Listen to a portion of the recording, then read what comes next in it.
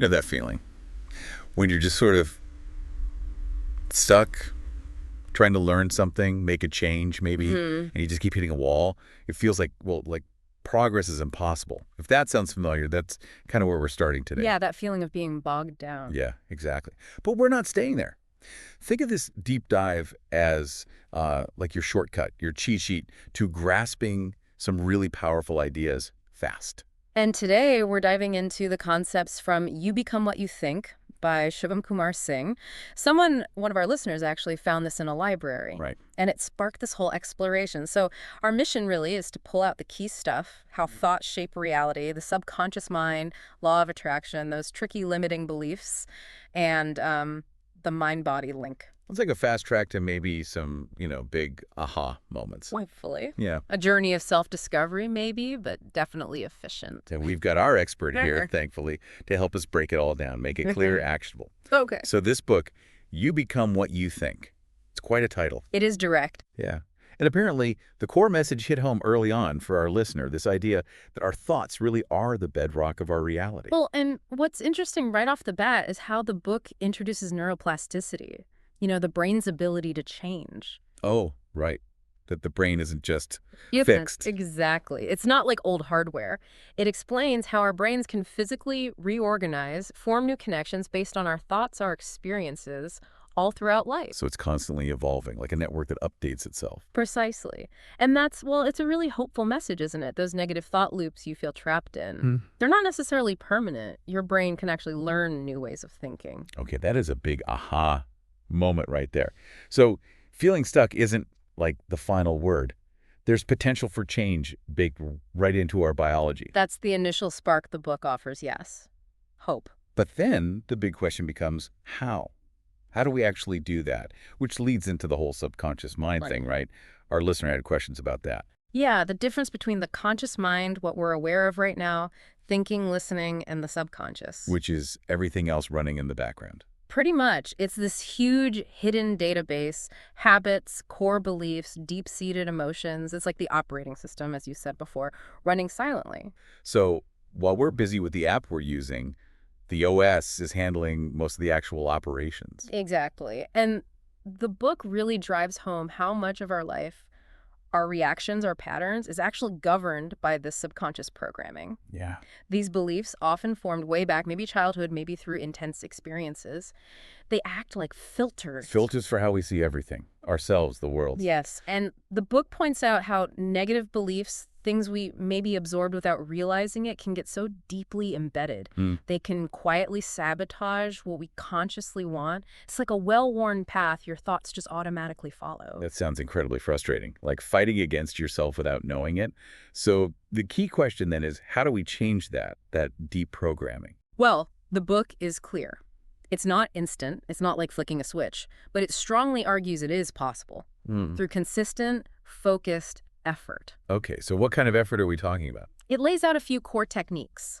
First, affirmations, repeating positive statements deliberately. Right, training the mind. Second, visualization, Yeah. creating really vivid mental pictures of what you want to achieve, how it feels. Immersing yourself in it. And third, meditation, which helps quiet the conscious mind's chatter, potentially giving you better access to influence the subconscious. So affirmations plant the seeds, visualization waters them, and meditation creates the quiet space for them to grow. That's a great analogy. The book explains that this steady input, positive affirmations, strong mental images, can gradually start to rewrite that underlying subconscious software. And that changes our automatic responses, our behavior. And ultimately, the reality we experience. That's the idea. It starts to shift things from the inside out.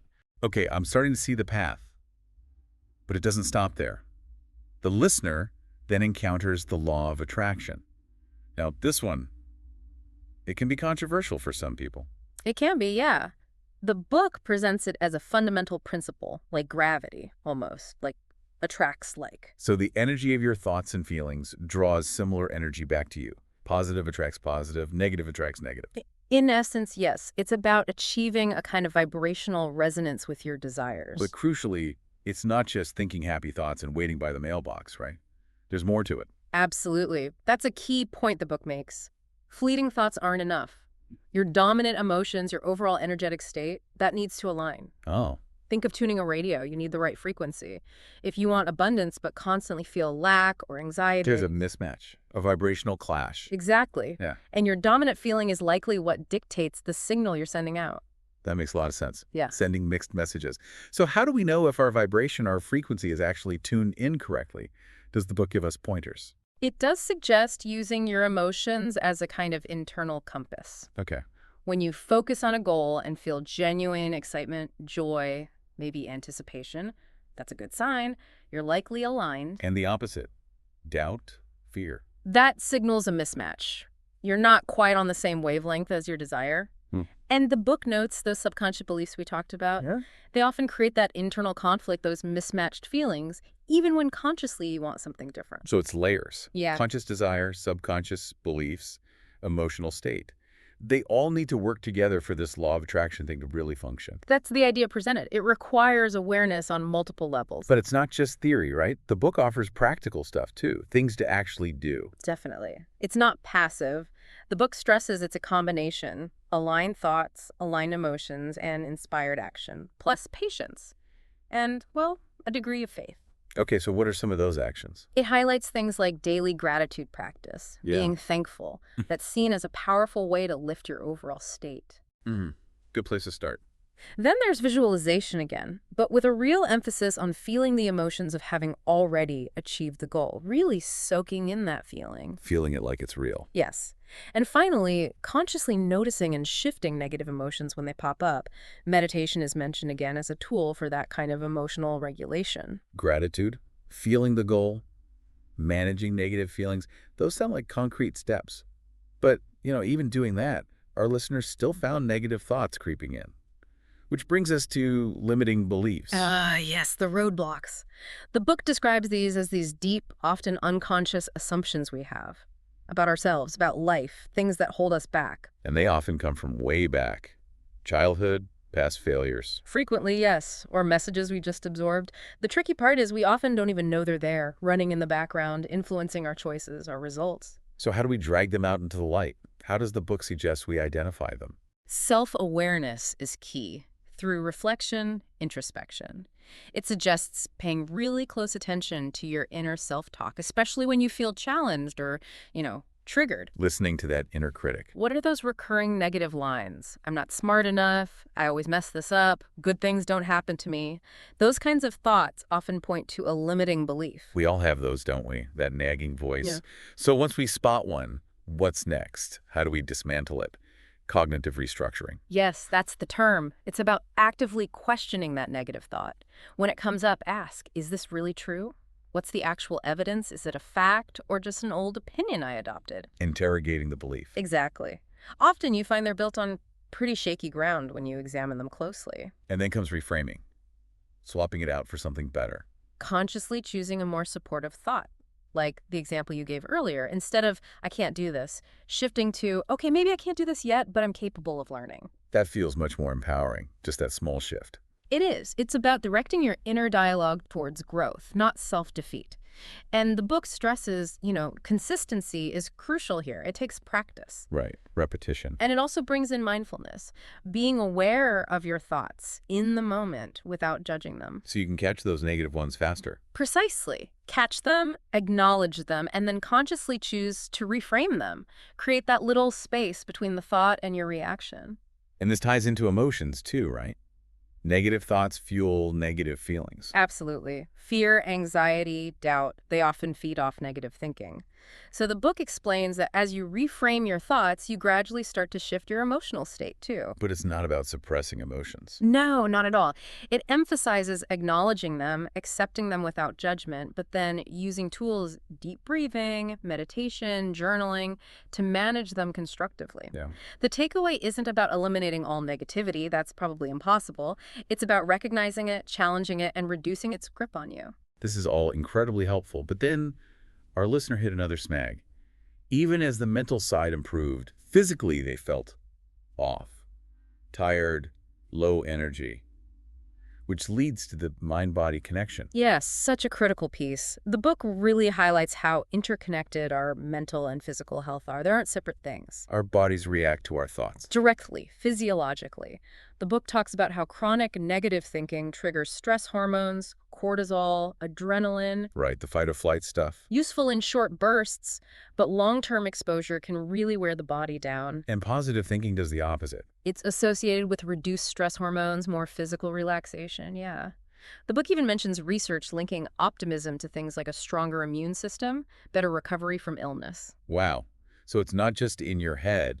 It has real physical consequences. Tangible effects, absolutely. So how do we use this connection proactively? What strategies does the book suggest for physical health through the mind? Well, it circles back to reinforcing the basics, prioritizing positive thinking, deepening meditation, but also really focusing on stress management. Identifying triggers. Identifying your triggers, yes, Wow. and using techniques like deep breathing or mindfulness to cope when stress hits. It also revisits gratitude and optimism. How do they link to physical health? Cultivating gratitude and a hopeful outlook are linked in research to better heart health, even longer life expectancy, apparently. It boosts overall well-being, which includes the physical. It really does all weave together thoughts, emotions, physical health. This constant interplay. And the book makes that point. You can eat well, exercise, sleep right, but if your mind is constantly negative, it can undermine all that effort. It really can. The book concludes by stressing the need for balance, harmony between thoughts, emotions, physical actions. That's where true well-being lies. And it offers that powerful final thought. Positivity, a great vision for yourself. It acts like medicine for mind and body. A potent medicine, yes. Okay. Wow, so much covered in this deep dive. Let's just quickly recap the big hitters. The power of our thoughts, neuroplasticity, the brain can change. The huge influence of the subconscious mind and ways to start reprogramming it, like affirmations and visualization. Then the law of attraction aligning thoughts and feelings with desires. Identifying and actively reframing those limiting beliefs that hold us back. And finally, that undeniable mind-body connection, how our mental state directly impacts our physical health. And looking at it all together, you see this pathway emerge, right, towards more personal control, more empowerment. For you, listening, wanting solid insights without getting lost in the weeds, Yeah. this framework gives you a really good handle on these powerful concepts and how they might apply to your own life. Definitely. So as we wrap up, here's something to chew on. Think about one limiting belief you kind of suspect might be lurking in your mind. Just one. What's one tiny step, something small you could actually do today to maybe just gently question it or start to reframe it? Or maybe even simpler, what's one small gratitude practice you could add to your day? Just acknowledging 3 things, perhaps. Yeah, just one small thing. Yeah. Because sometimes that's all it takes to start a bigger shift. And remember, we've really only skimmed the surface here. Each of these topics, neuroplasticity, the subconscious, law of attraction, beliefs, the mind-body link, they're huge areas. So much more to explore. Definitely. We encourage you to follow your curiosity, dive deeper into whatever resonated most with you today. Absolutely. Well, thanks so much for joining us on this deep dive. We genuinely hope it sparked some new ideas and maybe offered a fresh perspective on the incredible power you hold within.